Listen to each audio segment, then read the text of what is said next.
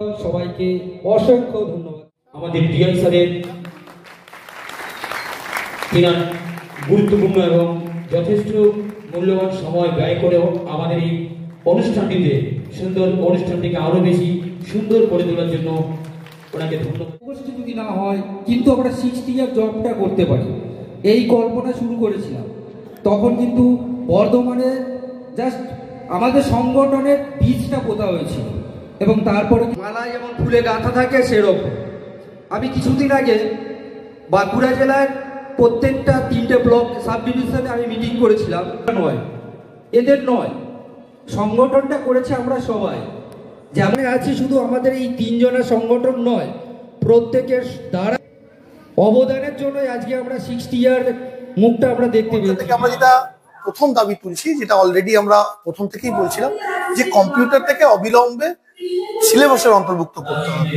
তার প্রক্রিয়াটা অনেকটাই এগিয়ে গেছে এবং আমাদের যে সরকারি আয়তায় আসলেও আমরা সরকারের বিভিন্ন সুযোগ সুবিধা, যেমন মেডিকেল ফেসিলিটিস, তারপরে পিএফ, ইএসআই, এইসব ফেসিলিটিগুলো আমরা পাচ্ছি না, প্লাস রিটায়ারমেন্ট।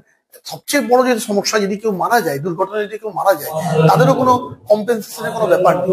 এইসব বিষয়গুলো আমরা আমাদের মঞ্চ থেকে তুলে ধরতে চাইছি এই সম্মেলনের মাধ্যমে, যারা আগামী দিনে এইসব দাবি দাওয়াগুলো আমরা পূরণ করতে পারি, এবং সেটা অবশ্যই সবাইকার সহযোগিতার মাধ্যমে।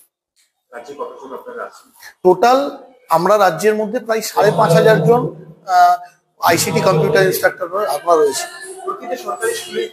একদম সরকার এবং সরকার পোষিত অনুমোদিত যেসব স্কুলগুলো, প্রতিটা স্কুলেই কিন্তু এই আমাদের কম্পিউটার, আইসিটি কম্পিউটারগুলো। সেতুর গল্পটা সবাই আমার সেতু তৈরি হয়েছিল। আজকে আমরা এখানে আছি শুধু আমাদের এই 3 জনের সংগঠন নয়, প্রত্যেকের দ্বারা অবদানের জন্য আজকে আমরা 60 ইয়ার মুখটা আমরা দেখতে পেয়েছি। প্রত্যেকে হাসি খুশি আমরা থাকতে পেরেছি এবং আমাদের পরবর্তী যে আমাদের কি কর্মসূচি হবে, কোথা থেকে কি করব না করব, সমস্ত পরিকল্পনা এখান থেকে পাবেন আমার রাজ্য সভাপতি মহাশয়ের কাছ থেকে। আমি কিছু আর বলছি না, সবাইকে অসংখ্য ধন্যবাদ জানাই।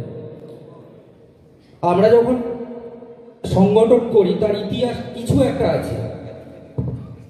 স্কুলে যে